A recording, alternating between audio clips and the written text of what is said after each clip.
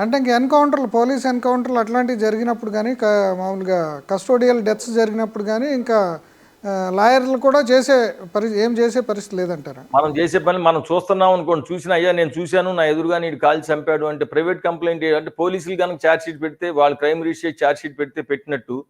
లేకపోతే మనం వెళ్తే ఏంటంటే ఇందాక నేను చెప్పినట్టు ఎవరైతే కాల్చి చంపాడో ఆయన పిలిచి మాట్లాడాలి, అది పై అధికారిని పిలిచి మాట్లాడాలి, పోలీసులను పిలిచి మాట్లాడాలి. ఇవన్నీ మాట్లాడి ఇవన్నీ అంటే న్యాయస్థానానికి కూడా ఉన్నటువంటి హక్కుల్ని వీళ్ళు కుదించేస్తా ఉన్నారు. ఇంతకుముందు ఏంటంటే మేము సాక్ష్యాలు కనుక న్యాయస్థానం సంతృప్తి చెందితే డెఫినెట్గా ముద్దాయిలకు డైరెక్ట్గా సమన్ సర్వ్ చేసి కోర్టుకు హాజరమ్మని చెప్పేది. కానీ ఆ పరిస్థితి దాదాపు పోయింది. ఇది పబ్లిక్ సర్వెంట్స్కే కాదు, ప్రైవేట్ కేసుల్లో ఏ వ్యక్తి మీద అయినా వేస్తే, ఒక కంప్లైంట్ వేస్తే మెటీరియల్ ఉంటే ఏంటంటే నోటీస్ ఇచ్చే సమన్ ఇచ్చేవాళ్ళు ఇంతకుముందు. ఇప్పుడు సమన్ ఇవ్వక ముందే నీ మీద కేసు ఇట్లా ప్రైవేట్ కంప్లైంట్ వేశారు, కేసు తీసుకోవచ్చా లేదా, నీ వాదన చెప్పుకోమని చెప్పి సాధారణ ముద్దాయిలను కూడా పిలిచేటువంటి అవకాశం ఉంది. దీనివల్ల ఏం జరుగుతుంది, కేసులు త్వరగా అవుతాయి, సత్వరంగా అయిపోతాయా, ఇంకా డిలే అవుతాయా అంటే ప్రతి స్టేజ్ నుంచి ఇంకా డిలేగానే కదా అయ్యేది. మళ్ళీ వీళ్ళు చెప్పేది ఏంటంటే ఇక నుంచి సత్వర న్యాయం అయిపోతుంది, బ్రహ్మాండంగా న్యాయం త్వరగా అయిపోతుంది, 30 రోజుల్లో అయిపోతుంది, 60 రోజుల్లో అయిపోతుంది అంటున్నారు. పోలీస్ సంస్కరణలు తేకుండా, న్యాయస్థానంలో జ్యుడిషియల్ సంస్కరణలు తేకుండా, జైలు సంస్కరణలు తేకుండా, క్రిమినల్ జస్టిస్ సిస్టమ్ని మేమేది ఈ చట్టాలు మార్చి చేస్తామనే దానికి ఏంటంటే అది ఒక భ్రమ. వీళ్ళు ఏంటంటే ప్రజల్ని మోసపుచ్చేదానికి ఇటువంటి చట్టాలు చేశారు. ప్రజలకు ఉన్నటువంటి అవకాశాలని, హక్కుల్ని కాలరాస్తున్నారు. ఇది ప్రజాస్వామ్యానికి వ్యతిరేకంగా ఉన్నాయని కూడా మనం భావించవచ్చు.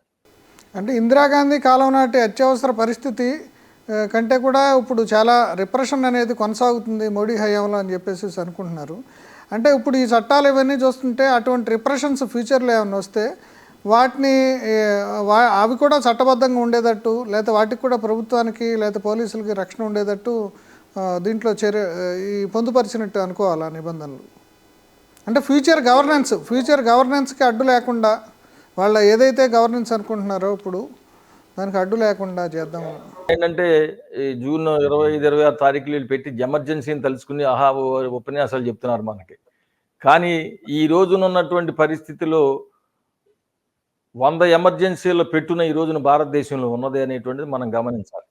ఏ వ్యవస్థని వీళ్ళు పాడు చేయలేదు, ఏ వ్యవస్థని స్వతంత్రంగా బ్రతకనిస్తున్నారు, ఏ వ్యవస్థని శాస్త్రీయంగా సైంటిఫిక్గా ఆలోచించనిస్తున్నారంటే ఎక్కడా లేదు అనేటువంటిది మనం గమనించవచ్చు. ఎవరైతే వాళ్ళకి వ్యతిరేకంగా మాట్లాడుతున్నారో వాళ్ళని అడ్డగోలుగా జైళ్ళల్లో పెట్టడం, సెంట్రల్ ఏజెన్సీస్ని ఐటీని కానీ, ఈడీని కానివ్వండి, సిబిఐని కానివ్వండి ఏ విధంగా దుర్వినియోగం చేస్తూ ఉన్నదని స్పష్టంగా కనపడతా ఉన్నది, ఎన్ఐఏని కానీ. మరి వీళ్ళొచ్చి ప్రజాస్వామ్యం గురించి నీతులు చెప్తున్నారు తప్పితే వీళ్ళకి ప్రజాస్వామ్యం అంటే తెలియదు, ప్రజాస్వామ్యం అంటే విలువ లేదు. ఒక ఉన్మాదాన్ని, మతోన్మాదాన్ని పెంచి పోషించి మెజారిటీ హిందూలందరినీ ఏకం చేసి మన పక్కన మన ఓట్ బ్యాంక్గా మార్చుకుంటే మన ఇష్టం వచ్చినట్టు పరిపాలించవచ్చు అనేటువంటి ఒక భావన తప్పితే వీళ్ళకి రాజ్యాంగ విలువలు కానీ, ప్రజాస్వామిక విలువలు కానీ లేవు. ఉండేట్లయితే వీటిని చర్చించేవాళ్ళు, ప్రజలతో చర్చించాలి ముందు. ఎప్పుడండి వీళ్ళు మొదలుపెట్టింది? కరోనా లాక్డౌన్ ప్రకటించింది ప్రభుత్వం. ఆ లాక్డౌన్ ప్రకటించిన తర్వాత ఆన్లైన్లో పెడతారు, మేము క్రిమినల్ చట్టాలను మార్చదలుచుకున్నాం, మీరు ఏమైనా సజెషన్స్ ఇవ్వండి అని చెప్పి మేము వెంటనే రాయటం జరిగింది. మీరు లాక్డౌన్ చేసి ఆన్లైన్లో క్రిమినల్ చట్టాలు మారుస్తామని ఒక ప్రకటన చేసి మీరేమి అమెండ్మెంట్స్ కావాలి అని కోరుకుంటున్నారంటే సరైనది కాదు. అసలు మీరు ఏ విధమైనటువంటి మార్పులు చేయదలుచుకున్నారో ముందు పెడితే, ఒక డ్రాఫ్ట్ లాంటిది పెడితే అవి సరైనయో కాదో ప్రజలు చెప్తారు తప్పితే మీకేం కావాలి అనేటువంటిది మీరు చేసేది మనసులో ఒకటి పెట్టుకొని ప్రజలను ఏదో అడిగి చేయడానికి తప్పితే ఇది సరైన సమయం కాదు, మీరు కరెక్ట్ కాదని కూడా చెప్పాం. అది లేదా అప్పుడే చేయడానికి చూశారు. తర్వాత ఏంటంటే మరలా పార్లమెంట్లో పెట్టడం, పార్లమెంట్ సభ్యులందరినీ దాదాపు 142 మందిని ఎక్స్పెల్ చేసి ఏమాత్రం చర్చ లేకుండా ఎస్ అనిపించి చట్టాలను మార్చారంటేనే వీళ్ళకు ఉన్నటువంటి పరిస్థితి ఏమిటనేటువంటి కూడా మనకు. ఇప్పుడు ఇంత హడావుడిగా మార్చాల్సిన అవసరం ఏముందంటారు?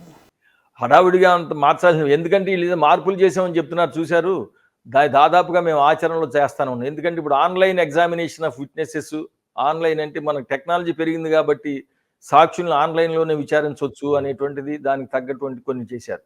మేము గత 7-8 సంవత్సరాలుగా నేను విజయవాడ కోర్టులో కూడా ఆన్లైన్ క్రాస్ ఎగ్జామినేషన్ నేను స్వయంగా చేసినటువంటి ఘటనలు ఉన్నాయి.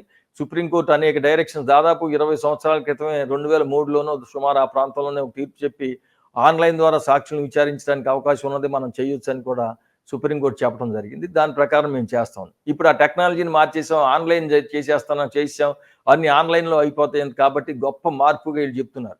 ఆల్రెడీ జరిగేటువంటి దాన్ని ఒక చట్టబద్ధమైనటువంటి గుర్తింపు తీసుకొచ్చారు తప్పితే మరొకటి కాదు. అదేవిధంగా విక్టిమ్స్కి మేము చాలా రైట్స్ కల్పించామని చెప్పి చెప్తా ఉన్నారు. ఈ విక్టిమ్స్ రైట్స్ గురించి కూడా దాదాపుగా 1997 నుంచి అనేకమైనటువంటి తీర్పులు రావటం జరిగింది.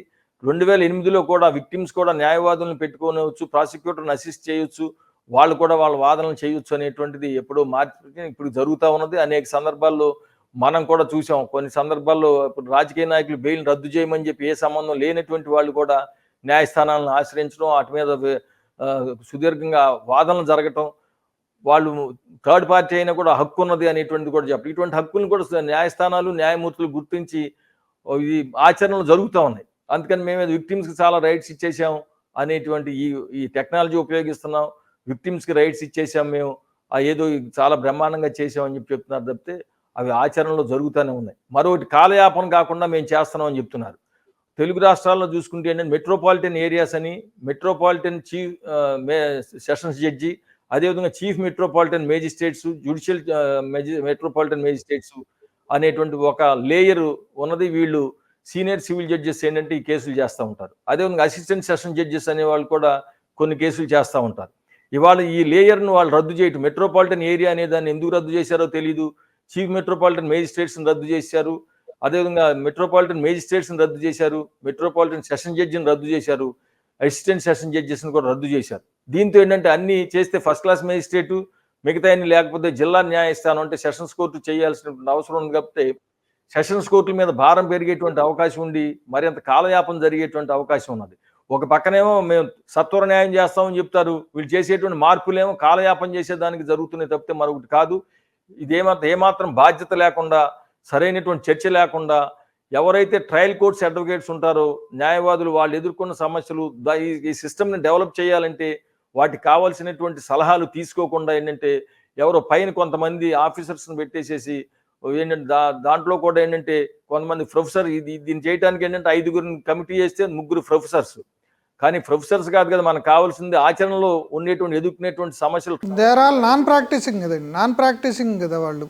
సార్ వాళ్ళు ఎక్స్పర్ట్స్ అయి ఉండొచ్చు కానీ పాఠాలు చెప్తారు తప్పితే వాళ్ళకి ఆచరణ అనేటువంటిది చూసినప్పుడు ఆచరణకు సంబంధించి తెలియదు కాబట్టి అటువంటి వాళ్ళని పెట్టి చేయటం అనేటువంటిది ఒకటి.